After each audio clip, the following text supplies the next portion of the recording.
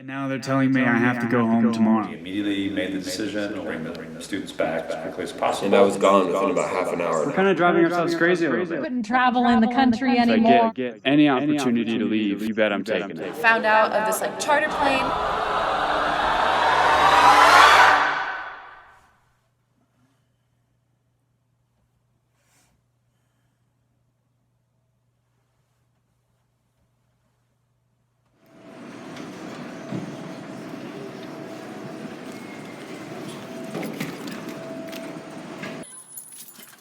Luna, hi! Hi! Being home just kind of felt not real. Like, I know I'm home, but it shouldn't feel like I'm home. It feels like I was just in another part of the world 2 days ago. It all felt familiar, but at the same time, it almost felt a little detaching. I cleaned the house a lot. I pretty much went through every room that I was allowed to go through, and I rearranged everything. And it was especially hard because I couldn't see my girlfriend Allison. And then when 2 weeks was up, I was finally able to see her, so I was able to give her a big hug, and it was great, it was great. So after about a month or so of being in quarantine and just being stuck at the house, Goshen College is still doing May term. May term for me was just very weird because it was online and we were all in our homes. It was super weird to just do work, especially schoolwork. It was hopping right back into the sciences after only spending time learning culture and language. And so, I don't know, it was hard to be motivated to just write papers and stuff like that. You know, that's different from a full semester's load, but one class felt to me very manageable. It was great to see some people and get back into a little bit of learning. And I felt like the lightness of the load made it easier to adjust to, but it was for sure a learning curve. But it was helpful coming into this current year with Zoom. But definitely by the end of May term, I was definitely feeling like, I'm ready for this to be over. So I've been preparing for fall semester for a few weeks now. This is the first year that I will be living in the on-campus apartments with 3 other roommates. I'm glad that we have an apartment because we can actually have our own bedrooms and we can separate each other if any of us get sick or have symptoms of COVID-19. Can't see my smile, but I'm smiling. It really is exciting to finally be able to do this. Luna, con los brazos bien abiertos, te regalo ya mi tiempo y todos mis recuerdos. Yo sé que tu padre no te dejará salir conmigo en mi bicicleta. Oh man, I'm getting nostalgic. It's super flat, just how I remember it. Tengo algo que ofrecer, más que solo un besito.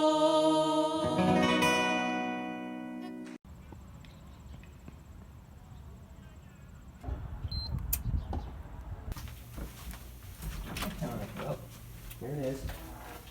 Oh my. There we go.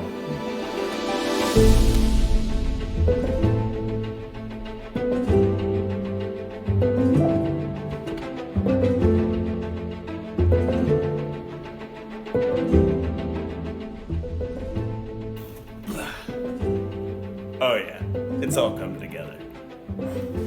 Walking in and seeing this big apartment compared to living in the dorms was an amazing feeling. Dream come true. I was a little concerned about whether or not we were going to be back in person. You know, I felt that it was a risk I was willing to take, and I knew that I was excited to be with these guys, living in apartments, seeing people again, being in a more normal college life. Even though it would be different, I was just appreciative to be on campus. It had been since January that I had seen a lot of my friends. It would have been 8 months or so since I'd been to Goshen and seen all my Goshen friends. So I was really excited to see them again. But I also was just nervous that it wouldn't last, and nervous because I knew it wasn't going to be the same, and I knew it wouldn't be as enjoyable as college usually is for me. Kind of hard to process, a pandemic going on and be like, oh, well now we're all gonna come together. Coming back to campus, I was cautiously optimistic. Students have been all across campus today, moving in, getting face masks, signing up for health screenings, and of course, maintaining social distance. The nervousness over the pandemic is nothing compared to the excitement of being back on campus. If basically any college could do it, it would be Goshen College. That could make it work with COVID-19. Goshen College, we are asking you to wear your masks, not because it's easy or because it's fun, but because it is necessary for the health and safety of every member of our community, including you, including me.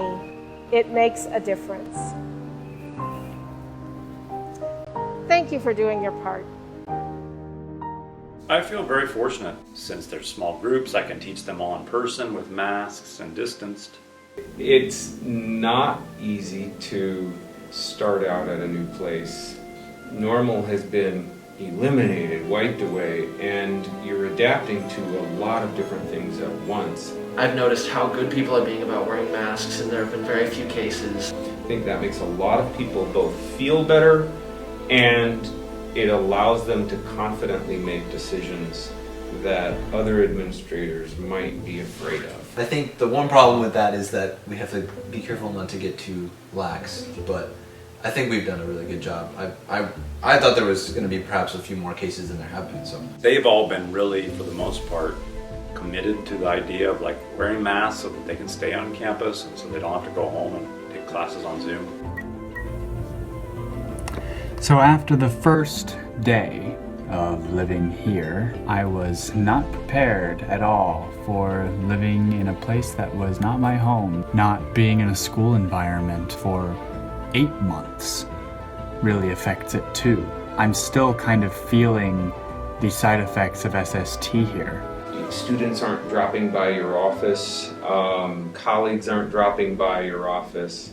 I realized since everything I've done is in person with masks, either half the class or in a bigger space with the whole class, they'd never actually seen each other's faces. I realized since everything I've done is in person with masks, so I made everybody like stand up and not talk, but just take off their mask and be like wave, and so people could see. And even for me, who has pictures of what they look like, I've gotten so used to seeing them with masks. It was a very strange experience. Hey man, how's it going? Hey, it's going. Well, that's good. So how's life been? How's life been treating you? It's kind of giving me kind of a whirl, Oh yeah? I mean, that's kind of been everybody these days, but, Just to put everything into context, both of us just spent the first 3 months of the year abroad. We sure did, didn't we? I went to Ecuador. You went to Tanzania. Yeah, that's right, yeah. SST is definitely, like, one of the things that Goshen College markets very heavily. They were saying, oh, we got this SST thing. Yeah. And out of all the colleges I visited, it was a fairly unique program. So it was definitely one of the things that kind of initially drew me to college even. So our SST program is unique in that we go to places that most people don't go. One difference was they tended to go to Europe and Australia. Whereas ours is an immersive experiential program. We live with host families. Places that a lot of other colleges at most might send 2 or 3 students a year to. Goshen sends a whole group. It's part of your education. It's something we value for everybody. And they're all faculty led. The advantage of going with a knowledgeable faculty member from your college means that they can help do some of that cultural brokering. If you are a little bit uncomfortable with heights, so there's 5,000 plant species in the cloud forest, and I want you to look up and look around you.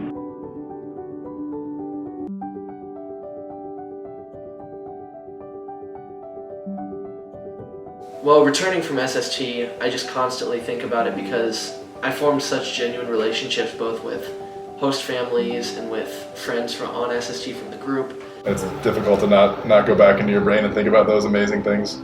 It really sends me back when I look at photos. Some memories that I think I lost, come back.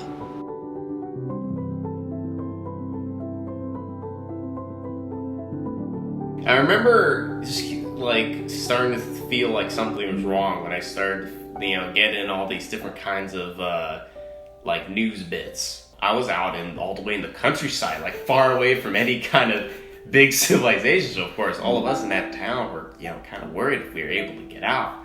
But of course, we also had to get our, tickets. Yeah, our process of getting out was a little more complicated.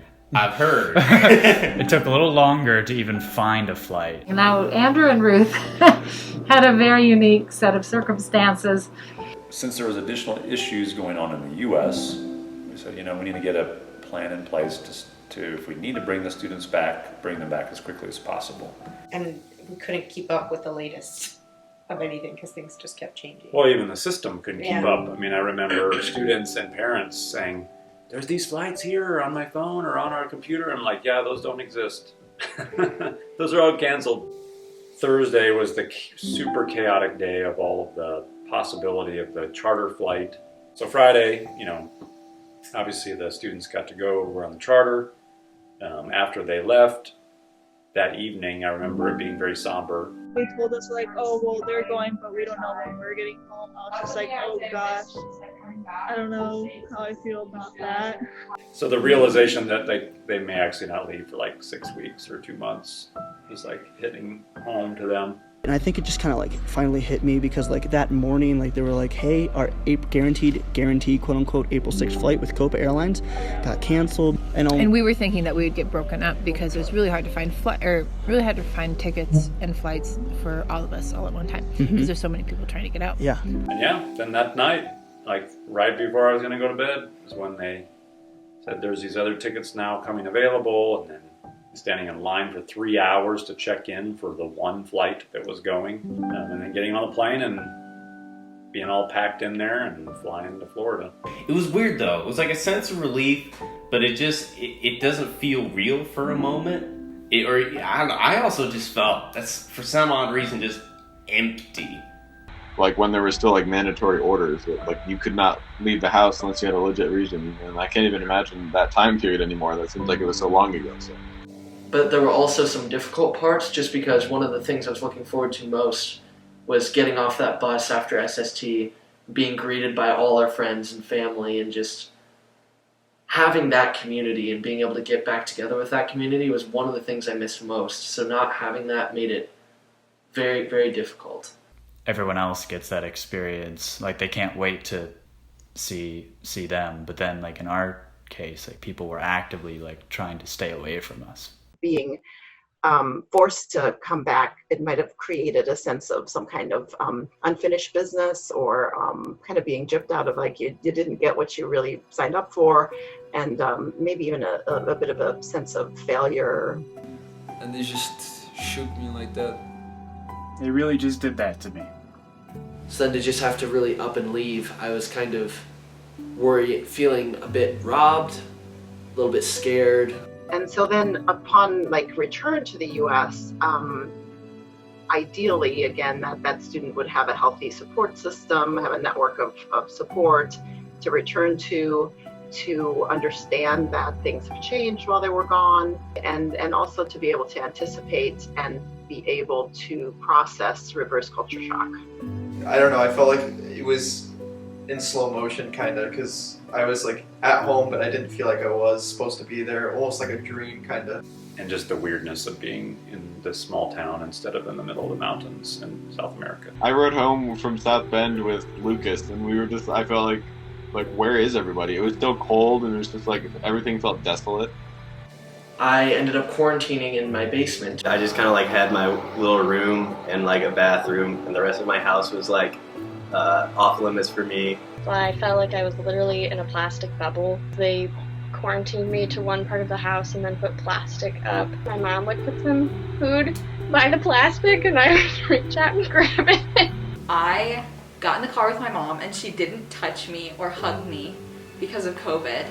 It was insane. It was really hard. We did in the bathroom have separate towels and soap and things like that. But my house was pretty small to begin with, so the idea of doing quarantine is kind of basically unrealistic.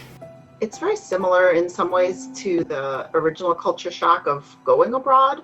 So what you first experience is a sense of like happiness, euphoria, like feeling elated, like I'm so glad I'm home. This is awesome.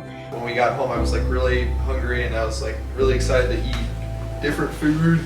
I get in the car with my dad and, I tell him like, okay, first thing we need to do, we need to go to Culver's. I need to get myself a Culver's Reuben, some cheese curds, and a strawberry milkshake. It tasted like heaven. I was quarantining in my room by myself and I had my own bathroom. I also took a hot shower, which felt amazing after the plane rides. It was nice to like take a shower without worrying about electrocuting myself with the showers. I took a shower and I stood in front of my closet of all of these clothes and felt completely overwhelmed by the choices I had in what I wore. On SST, especially the service portion, we didn't have too much to do, and then when I got back, I had pretty much nothing to do. In Ecuador, I remember being very excited to come back and see everyone. And then once I finally got back, I realized, well, wait, I can't actually see everyone that I want to see. Probably the first time I saw my best friend Ian was really fun because it was really bummer because we wanted to hug each other, but we just couldn't. Well, I got really excited to go to Walmart the first time. I mean, it was just so familiar and I knew where everything was, and that was just so exciting. I didn't have to search to find things or ask questions in a language that was hard. I just I knew. That may be very short-lived. Sometimes it dissolves even within hours and might be replaced pretty quickly by some sense of irritation, even anger, feeling alienated, maybe withdrawn. It was definitely a struggle trying to find some stable ground. I think there was just a lot of that residual stress that I think was still there even after I came home. I had a lot of stress and anxiety that I was dealing with, and that just doesn't go away quickly, or at least it didn't for me. I don't really want to get sucked into busyness or just school life like I feel like I had in the past. And so to just be back in the workforce and just doing mundane things after just experiencing such cool things in Ecuador and just taking things slow was a real culture shock for me. So just that expectation of you have to start making really important decisions and focusing on your future when we were taught so much to just enjoy the moment, enjoy the people you're with, was just incredibly jarring to me coming back to the US. It was extraordinarily overwhelming and actually gave me a decent amount of anxiety when wrestling with those tough questions. But definitely want to put people above material things, even if that means my education, because I don't know, I'm only get a year, a concrete year to spend with my friends again. So I feel like it was kind of different for our group since we weren't able to go out and be immersed in our own culture again. So yeah, there was definitely a piece of that maybe felt like you could ease into it more, and the reverse culture shock might have been less because of that. I feel like, if anything, reverse culture shock has been happening to me now. I didn't really feel culture shock until I came back to Goshen, and my schedule got really full, and I was like, wow, I have so many responsibilities. And I was relaxing like I did in Ecuador. So I didn't really feel that much different right away. It was definitely delayed for me, I think, a lot because I was just so isolated. That probably had a lot to do with just coming back during the pandemic. Everything is shocking, so the culture shock itself is just kind of a little sub-part of everything that's going on. Well, and the stress of that week and a half before was so bad. Took its toll. Yeah, I think it was at least a week straight where every day I thought, I've got to get students out of the country. I got to get them home. Wait, they already are out of the country. They're already home. I had a lot of dreams or even nightmares, being stuck back in Ecuador. I still have dreams. I still do sometimes. Yeah, Ruth had one last week. Yeah. I dreamt that we randomly needed to go back, and so we got there, and then we were told that we had to leave again. They had schedules where they could actually think and process things when they were on SST, and now how do they bring simplicity and sort of a slower pace of life that they came to enjoy on SST? How do they do that here? It's really hard to come back and reintegrate that. How is it having a full schedule again? Because you didn't have a full schedule for such a long time. I mean, definitely Tanzania stretched me a little bit. I didn't anticipate just how difficult it would actually be to like stay on top of everything. Because I definitely think my mental health took kind of a dip for the worst. The pace of life is so different here in the U.S. versus in Ecuador, so I think that's really caught me off guard. You know, being in a full semester just feels like there's always something to do. Like I should be doing this, or I should be doing that, or I need to work ahead on that. I need to get this in. I need to get this done. Like I know that I need to like work on dealing with how much my workload and like stress. So I was like, okay, it's all right if I actually drop a class, which I did. It's gotten easier as things have started to get a little bit more regular, but I would say that I'm definitely feeling a bit of the heat with having to deal with this sort of schedule again. So yeah, how did it feel like reuniting with your SST group members again? It was, I guess, kind of nice. It was really surreal to see everyone at the group reunion, or like a lot of us. Everyone's personalities coming together, like those like social dynamics mixing. It was really, really great to have intentional space to be together and talk about things. And Andrew asked these like really good reflection questions that I loved. Yeah. Like it almost kind of made me feel like I was back on SSD for a hot second. So like not only have we gotten this chance to reunite with our SST group members, but actually like quite a few students also try to keep in contact or reunite with their host families. Hola, Eric. Hola, Inés. ¿Cómo estás, pequeño? How you been? I was just thinking about you like an hour or so ago. Oh yeah? I was like, hey, I wonder how Eric's doing. It has been really great for that connection with host families. You can be in touch so much better, and I think students are doing better at it because we've always told students, you were treated as family, like it doesn't end when you leave, and you have to keep being part of that family, whatever that means for you. I do keep in touch with my service family quite often. I usually try to message them or talk to them every other week or so. One time my host dad from study sent me this video, pictures of the nature in Ecuador, and it had like pan flute playing, and I was just like just feeling so sad. My host mom I just loved to talk with her. She would tell me about her family and she would ask questions about me, and that was really special to me. And so I love to text her, and she'll send me pictures of like the house and like my little sisters. Ay, qué chévere. Sí. ¿Todo bien en la universidad? Ah, sí, sí. So those connections that we make are probably the most important part of SST, and it's wonderful if they keep going. I have not as much as I would have liked. More recently, we haven't really messaged much. Have you been keeping up with your host families at all?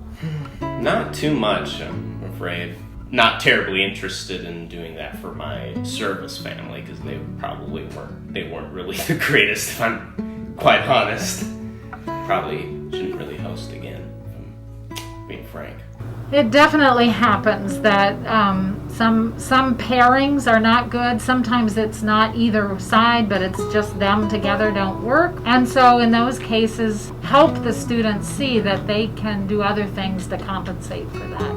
There are other ways to make those connections, but it is unfortunate when it doesn't quite work.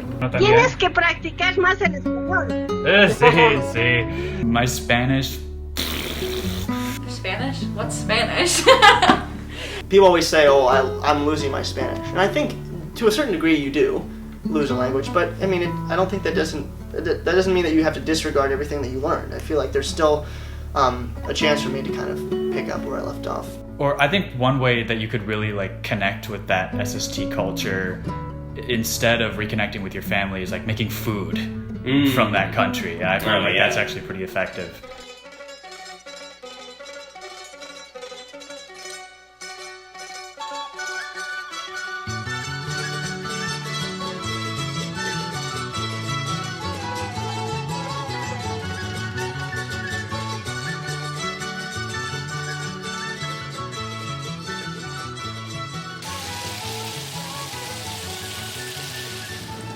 This tastes like me sitting in that daycare eating whatever the soup the kids were eating. Frittata. Look at that.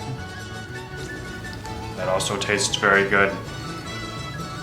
It's like sitting at Inés's table. My parents will be proud of me. Qué bien, pero muy bien, me parece muy bien. Ay, ya, qué rico, loco. You look like the papa. It's really important that you've had this big experience, and so we have a capstone course that help you think about what it meant for you, what it's going to mean for you going forward, and how to communicate some of that to the campus community and other communities. I'd say doing the capstone class has brought back some memories. And then basically we just like share stories and memories that we had, and that's really nice for me. It was the day I had to leave with all the craziness. Today we're really starting to think more specifically about identity, your own identity. In Ecuador, family was hugely important, for sure.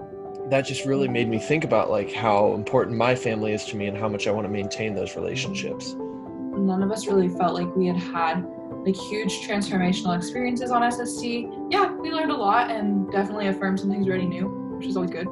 But actually going somewhere and having to struggle through living somewhere else, yeah, made me realize that this is something that I do want to do at some point in my life. How familiar are you with how Ecuador's been doing? And Not at all. And how was Guayaquil at the time? Well, actually, they're way better now. Remember, it was like really bad in the beginning? Guayaquil has suffered arguably the worst COVID death toll in Latin America. Guayaquil has been one of Latin America's worst hit cities. It's thought as many as 7,000 have died in this one city alone from the virus. There hasn't been enough help for the sick, and here there was no help when they died. Many people in Guayaquil blame the government for failing to slow the spread of coronavirus. And that was the first problem. We didn't track very well the entrance of people from the airport. So in the first 2 weeks, most of the patients came from the airport. They were finding people in the street dead and stuff like that. It was pretty bad, right? They would take up to 8 days to pick up a body at somebody's house, and a lot of people just couldn't take it anymore. Even though it was a family member, they had to just literally throw the body out in the street because they just couldn't handle the smell inside the house, you know? I mean, they had to close all kinds of government agencies too because the government has no money because there's no tax revenues, and the price of oil is half, and that was a big source of revenue for them. I mean, I don't think they realize how much their economy depended on tourism. The money spent by tourists then gets respent by the people in those businesses in other things. And when you take that to zero for 6 months, I mean, it's just devastating. You know, I'm sure it'll take the U.S. a while to get back to something close to what they were before economically, but it's nothing like the slow recovery it's going to take. I mean, it'll take maybe a decade for a country like that to get back. Nobody's prepared for an earthquake. Nobody's prepared for a tsunami. And nobody in the world is prepared for a pandemic like this. Nobody. Because there is fear involved in all this process. Transit laws are changing a lot. Like, we're only allowed to go out like 3 days a week. And little by little, they start letting people out by their ID number, like their last digit on their ID number. Or in the case of the cars, like only 1 day a week or 2 days a week, and they kept moving it up to 3 days a week now. Yeah, today supposedly is like the last day of, I don't know how you say that in English actually. It's like it's an emergency law that they brought out, right? And supposedly they can't extend it anymore. So now they're gonna just let people free. You know, like you guys can just walk around wherever you want, whatever. But it's still a big risk because we're like, especially here in Quito, it's been pretty bad. Like, and actually now the mountain region is the one getting hit harder now. You know, they're getting hit harder. And with this whole thing of the government letting everything go, it's like, okay, now we really have to take care of each other. You know what I mean? At first it's like, oh my goodness, this is going to kill all of us. We got to be really careful. And now it's like, who cares? Let me just share silverware with whatever. I knew from what I was reading then at the end of SST that it could go on for a really long time. But I don't think I completely believed it. And now that we're approaching, 8 months in, I'm starting to believe and realize like truly how long this could continue. Everyone's like going back to growing their own food, like in their every little green space that they have, like they're all planting gardens and like trying to grow food continuously to supplement just so that they have food to eat. More or less, the US is about 40 times the size of Ecuador. We have half as many people, like, per square mile as Ecuador, so there's just massive amounts of space. So that gives us the ability to live these more individualized, isolated lives. And in Ecuador, not everywhere is that way, but where it's packed together, it's packed together. I mean, and in interacting with people, even if you're in like a community like above Riobamba, and the indigenous community up there. The one family that we were very good friends with and close to, like from March to like mid-June or beginning of July, they have not left their home. She would talk to me about it and ask me how we were doing, and I was like, totally fine. Like, I could do whatever I want. I mean, I'm not doing that, but I mean, everybody else can do whatever they want. But something that I realized a little bit more, like being back, is that like we don't care about the world. I mean, this pandemic has showed us how truly connected we are all over the world, how things that happen in one country influence another country. And so we have to be increasingly global minded in the world we live in today. For me, it's like you always kind of like hear about how American culture is all about like individualism, but you can just see it like on full display right now with just like, yeah, how there's so much controversy with like every little thing that has to do with COVID. Yeah, it's made me kind of sad to think about who we are right now as a country. And so people think that everything is about their freedom when it shouldn't be. We're making, I think, at least in my opinion, the COVID response it's not about your freedom, it's about keeping people safe and helping each other stay safe and healthy. Everyone in Ecuador they might not have liked all the rules and all the things that were imposed upon them, but they followed the rules. And we get here to the States and nobody's wearing masks and everybody's going wherever they want. And people are arguing about, it being oppressive or whatever. And it just has shown me how our privilege has led to this kind of selfishness that comparing it to Ecuador, where people are just much more community-minded and willing to do things for the greater good of everyone. And I think the busy attitude is that we have to always be running, and so especially with our economy, we're very much pulled into this always working, have things constantly in motion. And so when a pandemic comes in and slows all of that down, it freaks people out. And so we were like, no, we gotta keep working, we gotta keep doing things, we can't stop, we can't slow down, that doesn't make sense, we're uncomfortable with this, we know that's affecting our economy, we need to just go back into it no matter what the consequences may be. So I think our response has been very confused and jumbled because of that. So I have heard students talk about coming back from SST in general. While you're on SST feeling out of control, and you learn to let go, you learn to let things happen, that kind of spontaneity is really good for them. But the US doesn't work like that. We at least are under the illusion that we do control. And now with COVID, that is just gone. Students from SST said, yeah, I kind of figured out how to do that. And so going with it, and okay, we have to wear masks. Okay, I've got to stay home. You have learned how to be out of control and to accept it and to do what you can do. SST for us and coronavirus for everyone else has a way of stripping our illusion of control away. Control over our daily movements. Control over our ability to communicate. Control over our ability to regulate our emotions. Control over the way we interact with people and how they interact with us. The irony is we initially believed that if we were just back in a familiar environment, our home, we would regain control over these things. That too is an illusion. While in our home environment, we can create the illusion of control over many elements of our lives, the reality is that there are an infinite number of things outside of our control. Many students experience the discomfort on SST of a feeling of emptiness, loneliness, an empty space that they long to fill with familiar things. So how do we fill this empty space? As humans, We were designed for relationships. We are most fulfilled when we experience life in the context of healthy relationships. Ciao, baby. Cuídate. Sí. Saludos a tu familia, besitos. Bueno, mi Eli, ha sido un gusto hablar. Okay. Ciao. Cuídate, chao. Sí.